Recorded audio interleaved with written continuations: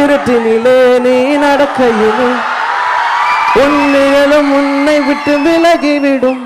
நீ மட்டும்தான் இந்த உலகத்திலே உனக்கு துணை என்று விளங்கிவிடும். தீயோடு போகும் வரையில்